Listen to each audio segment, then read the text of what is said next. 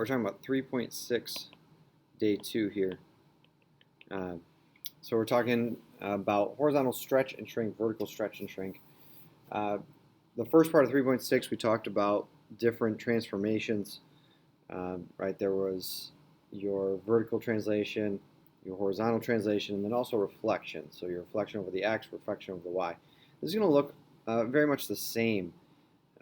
What we see today, we're going to see the same sort of thing where they're going to give you an equation, right? And that equation could be anything. This could be anything. It doesn't matter what this is. We are ignoring that. What we're concentrating on is the new equation. So in this case, we'll say g of x is equal to 3 times f of x. So what that's doing, it's telling us the transformation that's occurring.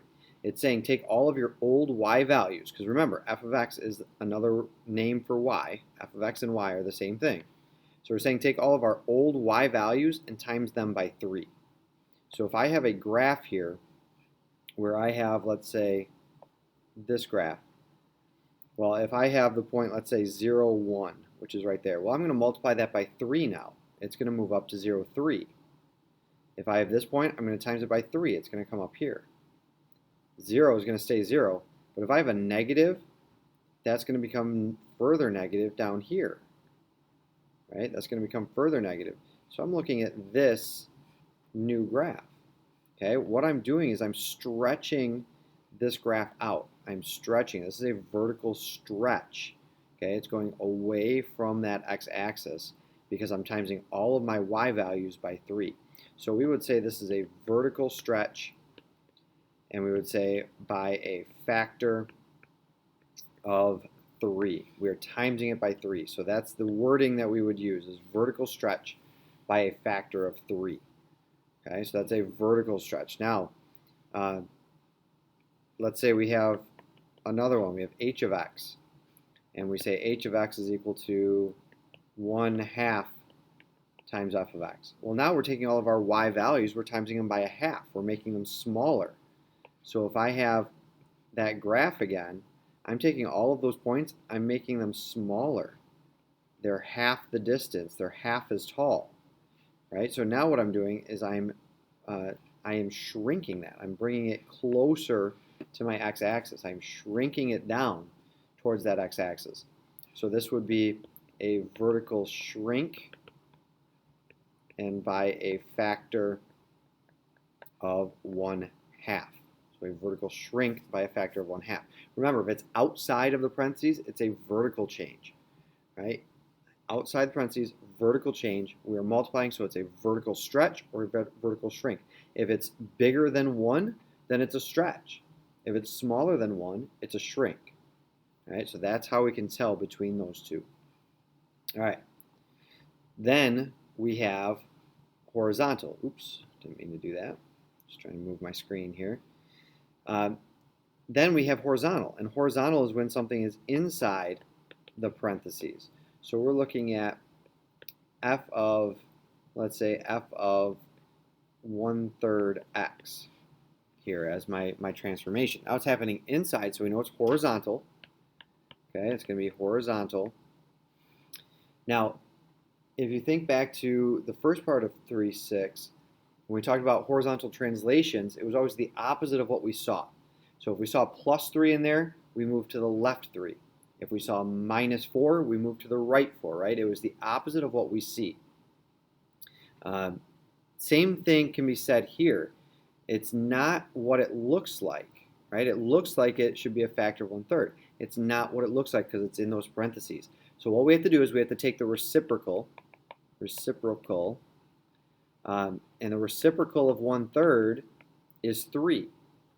So instead of having a factor of 1/3, we're going to have a factor of 3. So this is going to be by a factor of 3. And since I'm multiplying by 3, that's going to be a horizontal stretch here. So this is the opposite of vertical, right? The vertical, if it was a fraction, it ended up being a shrink. Well, here, since it's in the parentheses, we're taking the reciprocal of it. So we're making that 1/3 into a 3.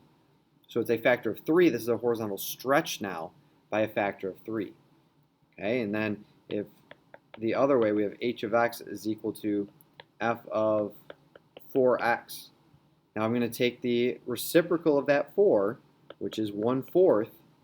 So I'm timesing everything by 1/4. This is going to be a horizontal shrink, and it has a factor of 1/4. Okay, so this is going to be a shrink. Remember, if it's inside the parentheses, we've got to take the reciprocal there. So those are the 4 different transformations that we're talking about today.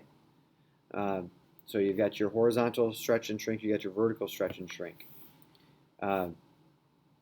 Notice that all of them, when I wrote them out, I used that wording. Okay, you got to use the word factor because we are multiplying by that amount. We're not adding, so we can't just say, horizontal stretch up 3 or right 3. We have to say by a factor of 3 because that's telling us that we're multiplying by that 3.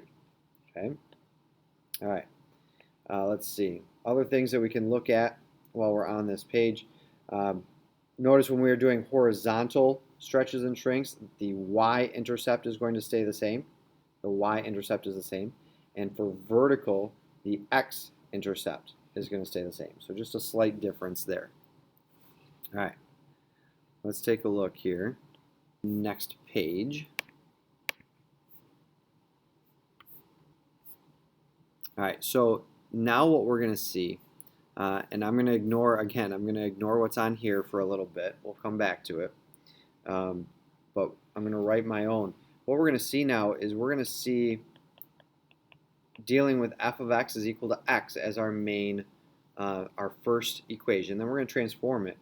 But this time it's going to look a little different. This time it's going to be g of x is equal to, let's say, 3x minus 2. So it's going to look a little different, right? We don't have an f of x in there anymore. But what we know from the top equation is that f of x and x are equal to each other. They're the same thing. So this x here is the same thing as f of x. It's just going to look slightly different. It's the same exact thing. So we're going to look for transformations here. We don't have any parentheses, so that means everything is going to be a vertical change, right? Anything is a vertical change if it's outside the parentheses. So we've got 2 transformations. We've got that 3 to deal with and this minus 2 to deal with. So that minus 2, like we talked about in the first part of 3/6, is going to be a vertical translation down 2. Sorry for my messy handwriting.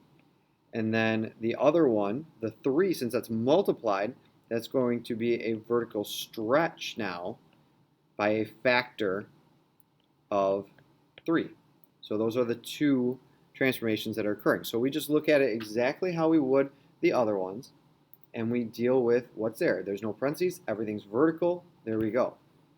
Okay? If there was a negative out in front, let's say there was a negative out in front, it was a negative 3, we're still going to call it a vertical stretch of 3.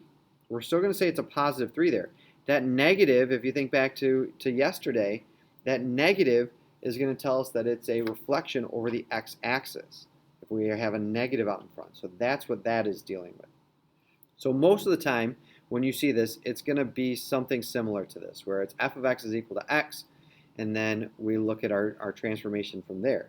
But sometimes we're going to see what you see on the screen, okay, with the problem there. Now they're going to deal a whole lot more with graphing and stuff, and don't worry about any of this. Just ignore all of that. What we're going to look at is just something here. And again, we don't care what this is. We already talked about this. This is not what I thought it was, but this is going to be your horizontal shrink, right? Factor of 1/4. This is going to be a vertical shrink, factor of 1/4. Okay, so that we already talked about that. I thought we were looking at something different.